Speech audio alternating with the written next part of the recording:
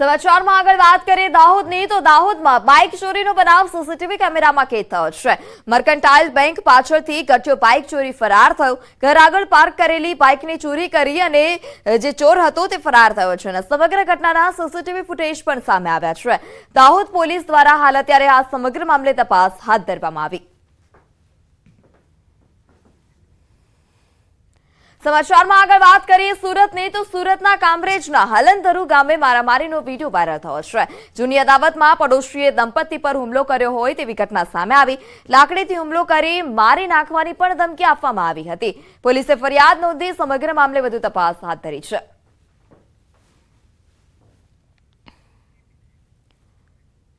અંબાજીમાં અસામાજિક તત્વોનો આતંક દિવસે ને દિવસે વધી રહ્યો છે ત્યારે શહેરના બજારોમાં છૂટા હાથની મારામારી જોવા મળી હતી। મારામારીનો વધુ એક વિડીયો સામે આવ્યો છે। કેટલાક અસામાજિક તત્વોએ વેપારીઓ સાથે મારામારી કરી હતી। પોલીસ પણ ઘટનાને પગલે ઘટના સ્થળ પર પહોંચી હતી અને આ સમગ્ર મામલે ઊંડાણપૂર્વક તપાસ હાથ ધરી છે।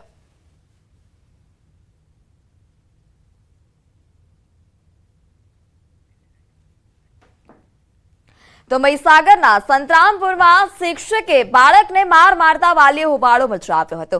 મોવાસા પ્રાથમિક શાળાના શિક્ષક જયેશભાઈએ પીવીસી પાઇપથી બાળકને માર માર્યો હોય તેવો વાલીનો આક્ષેપ છે। વિદ્યાર્થીને સારવાર માટે 108ની મદદથી સરકારી હોસ્પિટલ ખસેડાયો છે।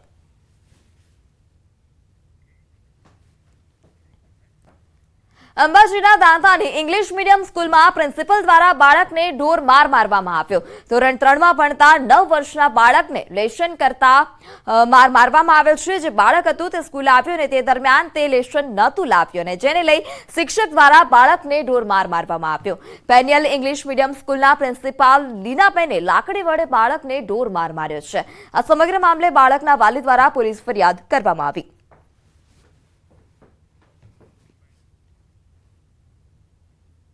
મારા છોકરાએ આજે સ્કૂલ 10:30 વાગે સ્કૂલ આવેલ તો બી છોકરાને ઢોર મારે ઓફિસમાં લઈ જાય તો બી છોકરો મારા ઘરે આવેલ 4 વાગે આવીને મારા સામે રોયો અને મારા છોકરાએ મેં એની કન્ડિશન દેખી તો છોકરાના લાલ છાલા થઈ ગયેલા। અમદાવાદમાં મોટરસાયકલ પર ચેન ચાળા કરનાર યુવક સામે કાર્યવાહી કરવામાં આવી। નિકોલ રિંગ રોડ પરનો વિડીયો વાયરલ થતા આઈ ડિવિઝન ટ્રાફિક પોલીસે કાર્યવાહી હાથ ધરી છે। પોલીસે યુવક સામે ગુનો દાખલ કરી ધરપકડ કરી છે। શહેર કોટડા પોલીસની કસ્ટડીમાં રહેલા આરોપીનું નામ અનસાર અહેમદ અંસારી છે। જ્યારે આરોપીએ પોતાના જ 5 માસની દીકરી ઇકરા નૂરની મોં અને ગળું દબાવી હત્યા નિપજાવી દીધી। જોકે મૃતદેહનો નિકાલ કરે તે પહેલા જ સ્થાનિકો તેને જોઈ ગયા હતા। પોલીસને જાણ કરવામાં આવી અને બાળકીને સારવાર માટે હોસ્પિટલ ખસેડવામાં આવી હતી અને જ્યાં હાજર તબીબોએ બાળકીને મૃત જાહેર કરી। જે અંગે પોલીસે હત્યાનો ગુનો દાખલ કરી અને દીકરીના જ હત્યાના ગુનામાં હત્યારા પિતાની ધરપકડ કરી છે। આરોપીએ પુત્રના પ્રેમમાં દીકરીની હત્યા નિપજાવી હોવાની પણ કબૂલાત કરી।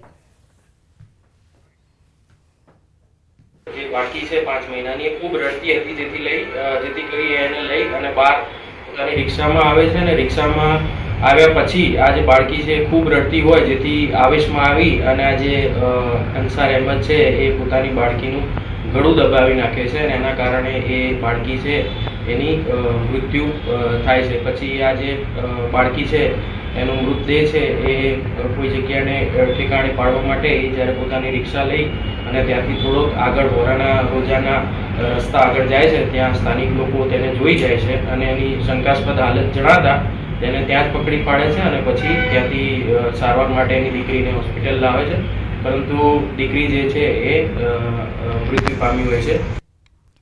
અમદાવાદના બાપુનગરમાં યુવકે આત્મહત્યા કરી લીધી। યુવકે એક વિડીયો બનાવ્યો જ્યાં તેણે ઉછીના આપેલા રૂપિયા કોઈ પરત ન આપતા હોવાનો ઉલ્લેખ કર્યો છે। વિડીયોને આધારે પોલીસે તપાસ હાથ ધરી। રખડતી રંજાડે શહેરમાં હાહાકાર મચાવ્યો છે। ભરૂચના ભોલા વિસ્તારમાં 2 આંખલા ઉભા કર્યા હતા। સુલેખ સોસાયટીમાં 2 આંખલા બાકડતા લોકો પણ ડરી ગયા હતા। એક તરફ સોસાયટીનો રસ્તો સાંકડો છે તો બીજી તરફ વાહનો પાર્ક કરેલા હતા અને તેવામાં આંખલાઓ યુદ્ધે ચડ્યા। આંખલાઓને શાંત પાડવા લોકોએ સતત પાણીનો મારો પણ ચલાવ્યો હતો। તેમ છતાં આ આંખલા ટસના મસ ન થયા। આખરે કારને નુકસાન પહોંચાડ્યા બાદ જ આ આંખલાઓએ ચાલતી પકડી।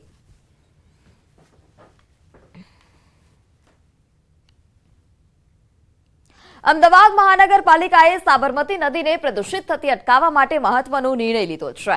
₹778 કરોડના ખર્ચે વાસણા ખાતે 375 MLDની ક્ષમતાનું સુએઝ ટ્રીટમેન્ટ પ્લાન્ટ બનાવાશે અને આ પ્લાન્ટના માધ્યમથી ચોખ્ખું પાણી સાબરમતી નદી અને ફતેવાડી કેનાલમાં છોડાશે.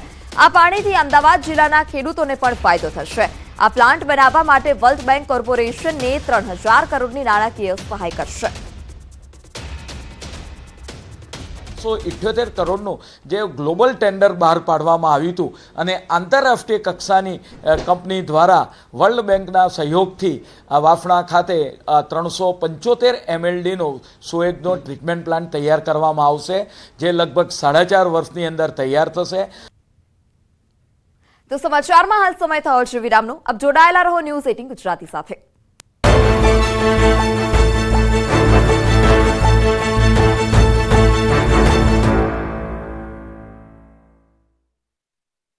लुबी पम्प्स, फ्लो नहीं फोर्स.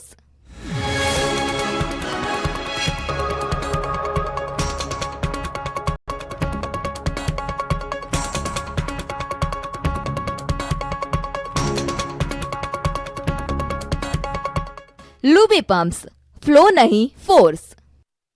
माननीय બપોરના સમયે અચાનક જ માવઠું ત્રાટકતા ડાંગ જિલ્લાના ખેડૂતોમાં દોડધામ મચી ગઈ. ડાંગ જિલ્લાના પૂર્વ પટ્ટી વિસ્તારમાં બપોરના સમયે અચાનક વાતાવરણમાં પલટો આવ્યો અને કમોસમી વરસાદ વરસ્યો. કારડીબાંગ વાદળો ચડી આવ્યા અને માવઠું ત્રાટકતા ખેડૂતોના શ્વાસ અદ્ધર થઈ ગયા.